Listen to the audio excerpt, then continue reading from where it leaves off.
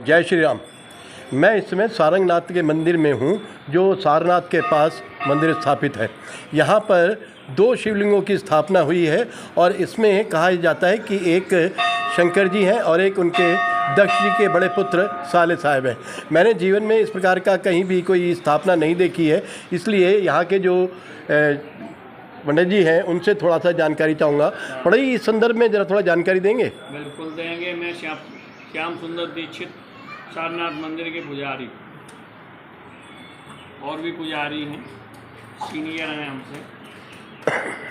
लेकिन जब भगवान शंकर जी का जब विवाह हुआ, उस समय सारंगनाथ जी अपने घर पर उपस्थित नहीं थे, गुरु आश्रम में थे, विद्या ग्रहण करने के लिए गए हुए थे।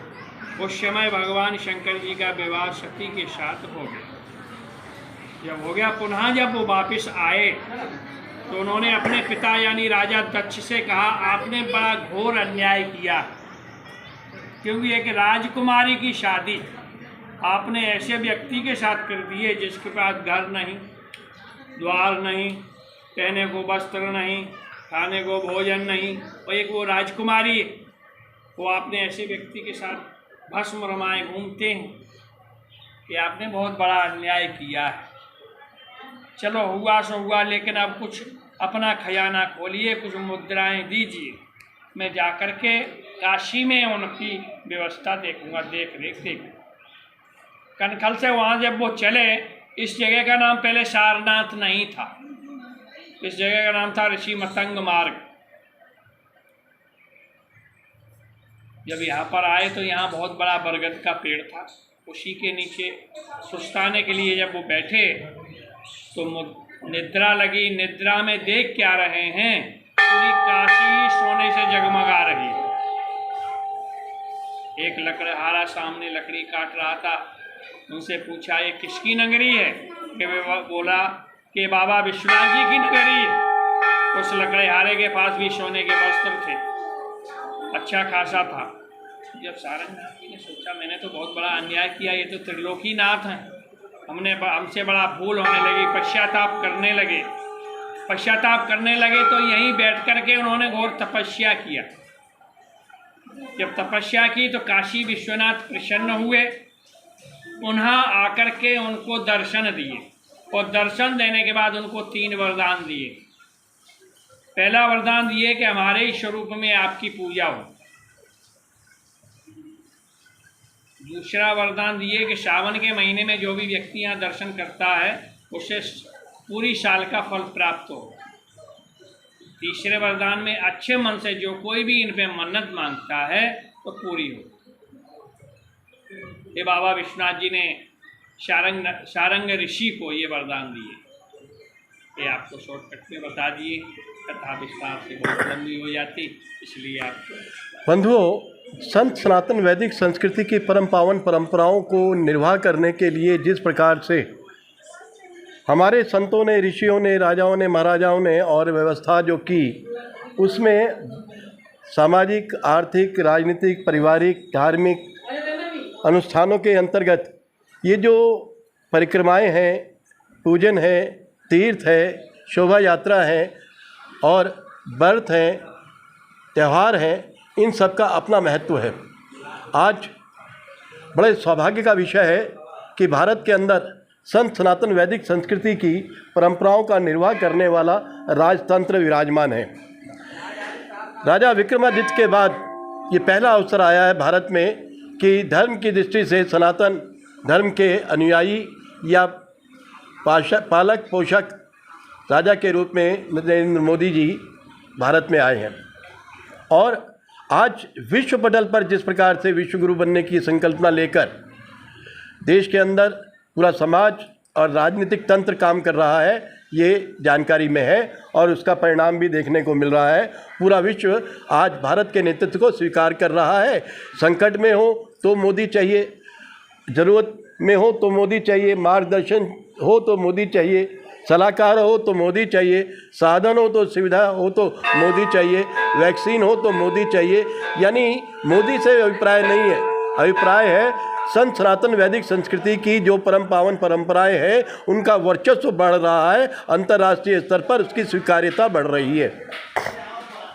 मैं अभी सारनाथ गया, सारनाथ का जो मैंने वहाँ पर म्यूज़ियम और जो वहाँ पर भग्नावशेष देखे, उन्हें देखकर लगा कि वास्तव में महात्मा बुद्ध के द्वारा प्रचारित प्रसारित बौद्ध धर्म लगभग 2/3 विश्व पर मान्यता में था और देखते ही देखते वह लोप हो गया।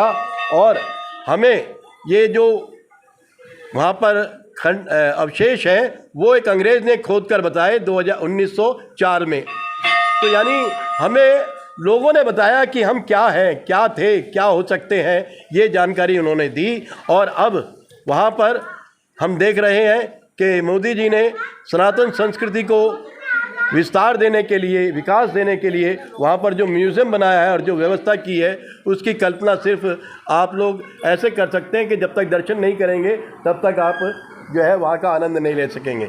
और सारनाथ में सबसे बड़ी बात जो हमें देखने को मिली, वैसे ही जैसे बाबा रामदेव ने जब योग दुनिया जानती थी, मानती थी, लेकिन स्वीकार नहीं करती थी और इसकी अवधारणा को विश्वास में नहीं लेती थी, लेकिन जब योग को विदेशों में जाकर योगा कहना शुरू किया तो पूरे विश्व ने स्वीकार किया। यानी कहने का भाव ये है कि हम क्या थे, क्या हैं, क्या होंगे अभी, आओ मिल बैठ विचारें सभी, क्योंकि ये सारी जो संस्कृति है भारत की, ये विश्व में है। आप कल्पना करें, कंबोडिया में जो ब्रह्मा का मंदिर है और जो अजमेर में पुष्कर के अंदर ब्रह्मा जी का मंदिर है, ये अपने आप में विश्व की धरोहर है।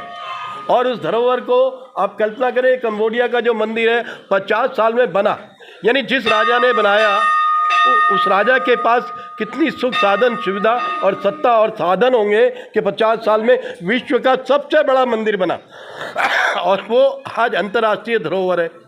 तो बंधुओं, हम अपने आप में क्या है, इसकी कल्पना सिर्फ इस तरीके से कर सकते हैं कि भगवान कृष्ण का सुदर्शन चक्र अपना घात लगाकर चला आता था और उसके बाद वापस कृष्ण के उंगली में आकर बैठ जाता था। यानी जो हम सैटेलाइट कहते हैं, आज हमने अभी 36 सैटेलाइट से जो वहाँ पर भेजे हैं, इससे पहले भी हम भेज चुके हैं।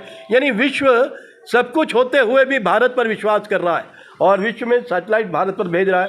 तो यही जो शंकर है, भगवान शंकर, जिन्हें हम शंकर कहकर जो है अब एक बहुत शून्यता के साथ कह देते हैं, भोले कह देते हैं, भंडारी कह देते हैं। तो जो 3 रचनाएं हैं, अर्जन, सर्जन, विसर्जन, ये जो 3 रचनाओं के धनी है, यानी विसर्जन, यानी पूरे विश्व के अंदर जितनी सृष्टि की रचना हुई है, उस सृष्टि की रचना जो पैदा हुआ है, मरेगा तो मरने का जो पाप है या जो दोष है वो उन्हें नहीं लगता।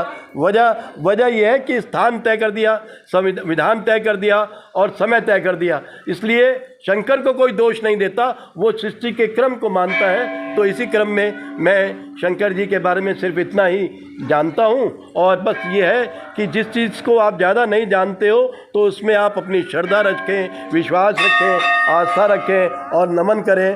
और दक्ष जी का मंदिर अपने आप में मेरे लिए पूज्य भी है, मान्य भी है और मेरा दादका जो है वहाँ का है, इसलिए मैं अपने आप को धन्य मान रहा हूँ। आज ये जो हमारे पंडित जी ने मैं जानकारी दी, इसके लिए इनको मैं कृतार्थ हूँ इनका। जय भारत, भारत माता की जय, वंदे मातरम, जय श्री राम, हर हर बोले बम बम बम बम, जय श्री राम, नमस्कार। हर महादेव।